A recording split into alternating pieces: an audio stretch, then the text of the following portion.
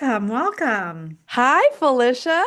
Hi, Rachel. So this Yes, is exciting. I know. This is exciting. This is impromptu, and it is based on many conversations we've had, but now we've tipped over into let's do this truly mode. Yes. Oh my gosh, we need to like trademark that. Let's do this. Let's get into it.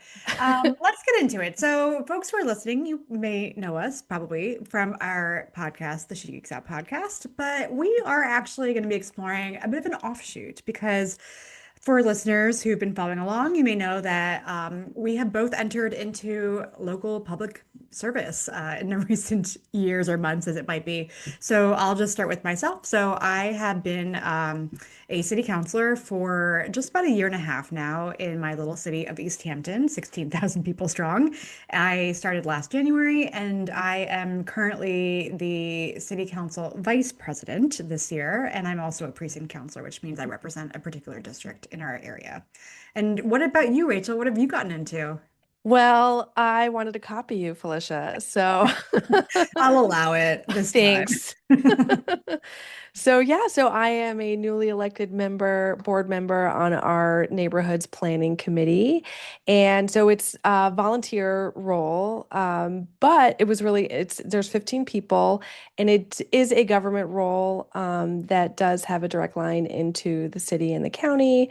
And so we're sort of a bridge between what happens locally and sort of our city councilor. So it's sort of, I would say, one step junior from being an actual counselor, and the pay is, like as I mentioned, nil, as opposed to our lovely city councilors. Well, San Diego city councilors definitely get paid a lot They more than do. East They do. Hampton does. I'll tell you that. Well, and this is a great point. So the purpose of this lovely podcast is to expose some of these things, to sort of demystify, right? Like this is really interesting. I had no idea that city councilors were, sort of paid wildly different depending on a whole host of factors and sort of what their responsibilities are. And some are doing it sort of as a full-time job versus part-time, etc. And I'm sure there's lots of other examples that Felicia can give of sort of like aha moments. Yeah, and I think, I'm so excited you're getting into this role because when I first started, and actually my sort of entry point was similar to you because I didn't just jump into city council right away. I've been volunteering for the past probably like 5 years or so at this point, on various city related committees. And that's kind of how I got into this role, which we'll talk about more in the future. But I've been on different committees. I've chaired a committee or two. And, one of the things that I had to deal with and learned, and what I know I would try to sometimes kind of express to you, is that it was such a learning experience because you and I are very familiar with startup lifestyle. We're entrepreneurs. We've both worked in, medium to big size companies, corporate life, all that good stuff, some nonprofit here and there too. That is so, so far removed from how local government works. And one of the major things that really shocked me in the beginning was just how slow the pace is. And it takes so long to get stuff done. And there Mhm. are legitimate reasons for that. But I think that's a huge like stumbling block for a lot of people because you're like, well, I want to like do this thing. Think about Parks and Rec, right? Like, Oh I man. want to put a park in. Well, then like 3 years later, you're like, maybe the park will come 5 years from now, right? So I think people don't understand why things happen so slowly. But once you get involved in stuff like this, you really start to understand it at a very intimate level. And I think that's really important because I'm not sure what it's like for you in San Diego, but at least here in East Hampton, I think it's pretty typical. We tend to get mostly older people show up to Hmm. volunteer, to come to our meetings, who share their opinions. And I will say it has shifted a little bit in the last year or so. And I do think there's a trend of more people getting involved, which is great. But typically, a lot of older folks are involved, and you don't see a lot of younger folks or folks who are sort of like mid-level, mid-career, that kind of thing.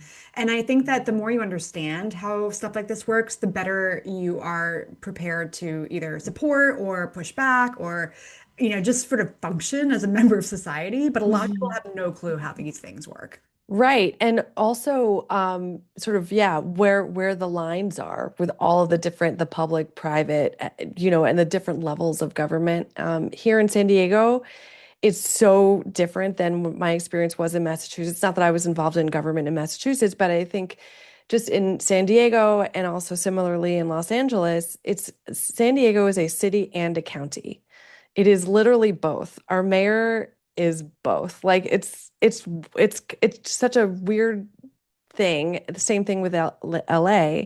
So when you hear about the different places in LA, it's like kind of like it's counties, but it's so San Big, Diego yeah. County is just huge, and so it's got cities within it, and it's just and the government, the way it runs, is so different than I have ever seen it. And to your point around age, it is really interesting because the planning committee, I am actually one of the older people on the committee, and I think that's there's been a sea change because I had attended meetings in the past, and to see that evolution, to seeing such a much younger group of people be a part of it and be so caring and thoughtful is really lovely. And so our hope for this podcast, I think, and Felicia, you can definitely please add on because we are literally just We're throwing doing it it. out there. We're just throwing it out Well, there. Well, my hope is that we get to talk to amazing people who are in it, who are doing stuff and can sort of demystify. yeah, absolutely. That's my idea with this. I've been thinking about doing this for a little while,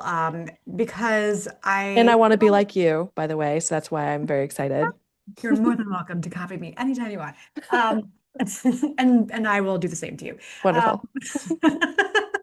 But no, in all seriousness, I've been thinking about this for a while because to the point that we were just discussing, I do think that the more people actually understand how things work, the better informed you are and the better it just everything works together because then you don't see people getting upset about things that like maybe truly out of our control, right? Or it's a good way to like redirect your energy. So I've been thinking about how would it look like or what could it look like if we were to have conversations with folks to sort of demystify, how does this stuff work? What is the role, like what does DPW do? What do they, what is that about? Why does it cost so much money to run a city? Why are my taxes going up? What does a city council do? Why can't I just speak whenever I want to? Like all these things that people who are not used to engaging don't understand, how things work. So I'm really excited because I think that one of the things that prompted me personally to get involved locally was our 2016 elections when I was like, oh yeah, I can't really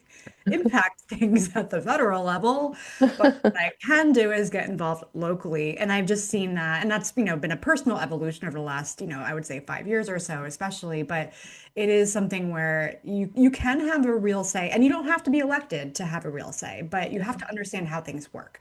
So Yeah. hopefully this podcast will help, kind of shed some light on some of the on these different pieces and also talk a little bit about the differences because like, the two cities that we live in couldn't be more different No, it's in true. all the ways. And there's Oh, obviously similarities, but there's huge, huge, huge differences as well. yeah. And it won't be just us. We'll definitely get people from around the country to talk about their experiences and different ways of having an impact locally as well. I Yeah. hope. And don't worry, we're definitely gonna get into Robert's rules and all that good fun stuff. Rob, I like calling him Rob's Rob. rules. Rob's rules. We're buddies. Yeah. Yeah, so stay tuned. This will be on our we're gonna probably do some cross posting for a little while so that you all know it exists. And if anybody wants to reach out, you can always do that at hi@inclusiongeeks.com if you have anyone that you want us to speak with, or if you want to talk about your experiences, we're happy to hear and learn more. All right. See you on the flip side. Bye.